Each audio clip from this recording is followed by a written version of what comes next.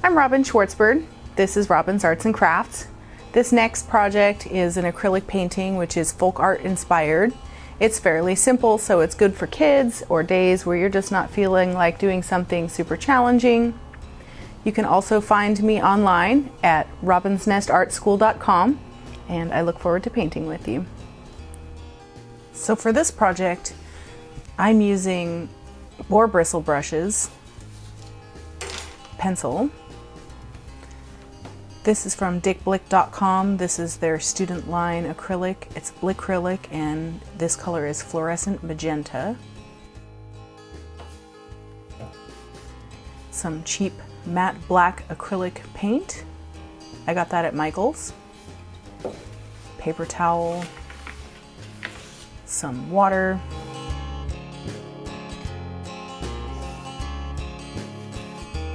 The trick with this technique is you want to sort of scribble a very thin layer of the paint down.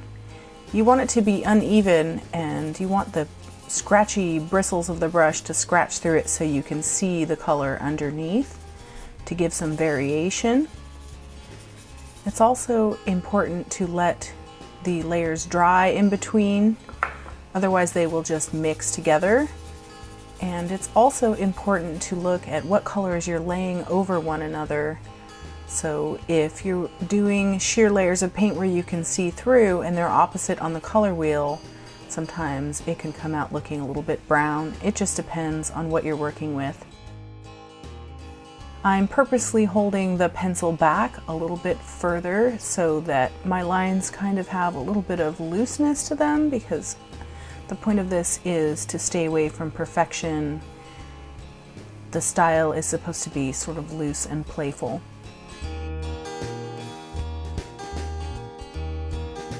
So it's just a simple bird. And here I am drawing a branch in. I'm wanting it to be a little wiggly and a bit imperfect as well.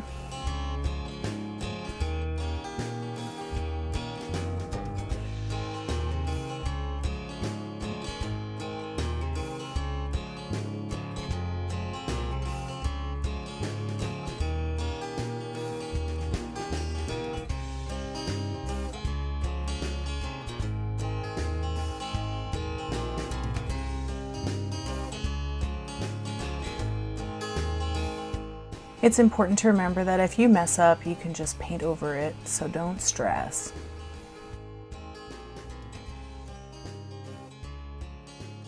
So now I'm going in with the matte black acrylic paint. It's Craft Smart from Michael's. You can really use any acrylic paint. I'm also using a very thin pointy brush. It's important to use the right brush at the right points, or you'll just be fighting with it the whole time.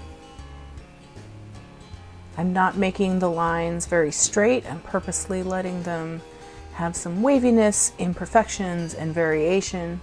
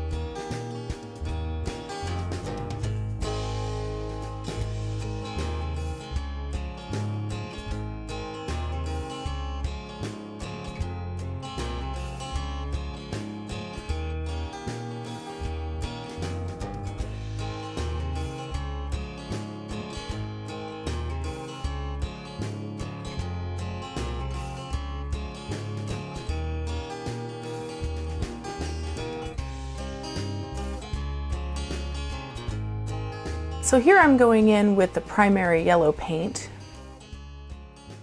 I decided it would be a good idea to use the larger brush to cover the area faster.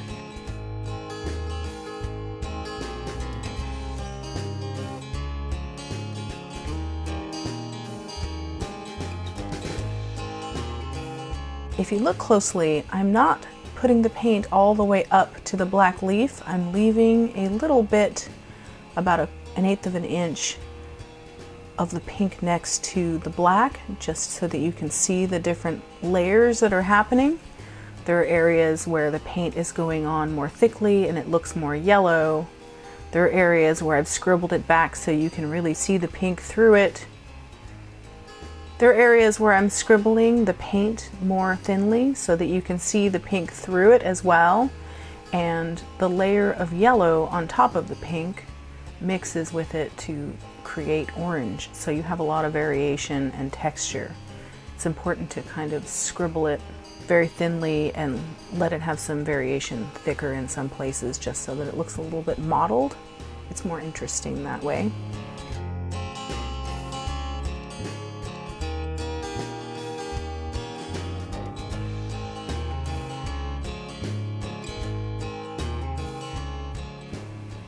From time to time, you're going to need to rinse your brush off so that the acrylic isn't drying on it, but you want to rub the majority of the moisture out onto the paper towel so that it is a mostly dry brush.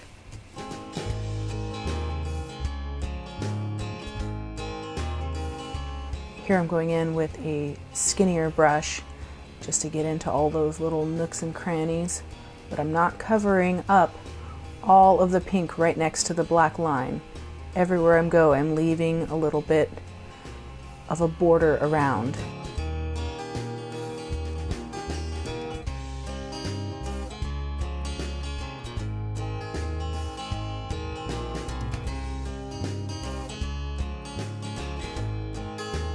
Now I'm using the color Turquoise in the same Blickrylic student grade brand. So here I'm going in with the same scratchy boar bristle hairbrush.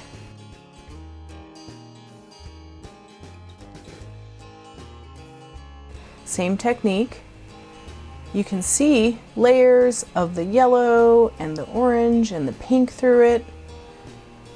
Some areas are a little thicker and some are thinner. I just find the texture to be more interesting. And again, I'm not going up over all of the previous colors. I'm not touching that black line. I'm leaving another eighth of an inch roughly amount of the yellow this time so that you can see the different layers that happened underneath.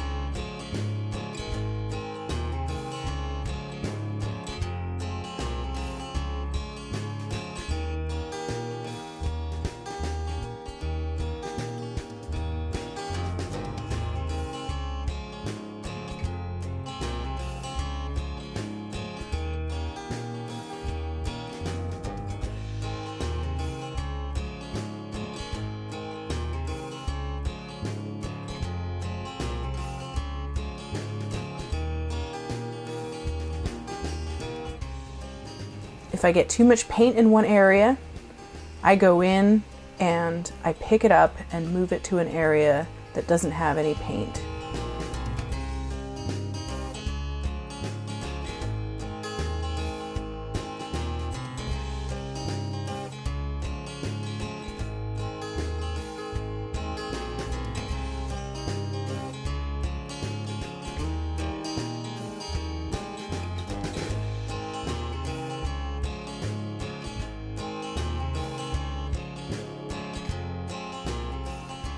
Now switching to the skinny brush to get into those little hard to reach areas.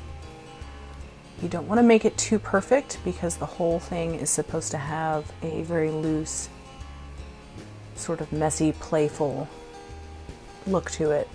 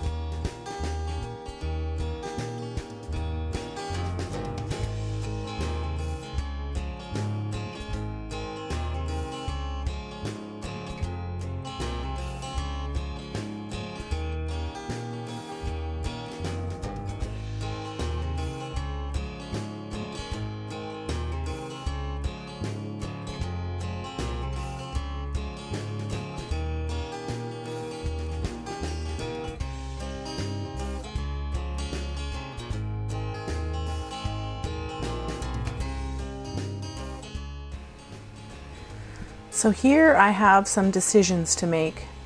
I could paint the bird in so that he himself is more of a positive image. In this case, I decided to leave the negative space, sort of, so that it looks like you can see the different layers underneath. Not really sure if that's the best way to explain it because there aren't actual words for that, but it sort of has sort of a little like window looking into the layers effect. So what I decided to do was not paint over the pink with another color. You can do it however you like though. I'm going to sort of create doodles, so to speak, with some black acrylic paint. You could also use a paint marker, paint pen, I guess would be the word. Again, I'm keeping it really simple. Just going to add a sort of almost paisley shaped wing. If you feel like you want to sketch this first in pencil so that you're a little more prepared when you go in with the paint, that's fine. If you mess up at this point, the layer is supposed to be pretty dry underneath, so you could clean it off with a paper towel too. And I don't want it to be super perfect, so I am just going straight in with the paint. It's just paint. You can always paint over it if you mess up also. And adding a little heart. You can see how there is some variation in the size of the lines so that it looks a little bit messy and playful there. I'm leaving it that way on purpose and just adding some sort of decorative little dots. I'm making them somewhat the same size, but again, not perfectly.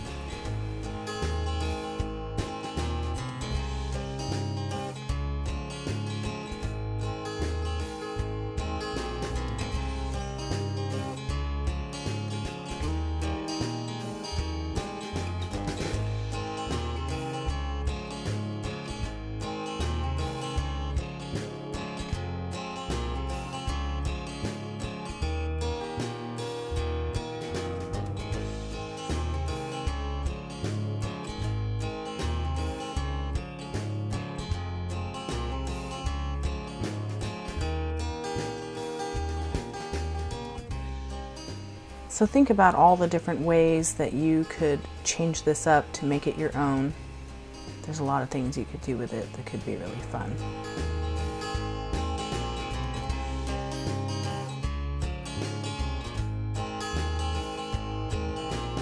Thank you for joining me today.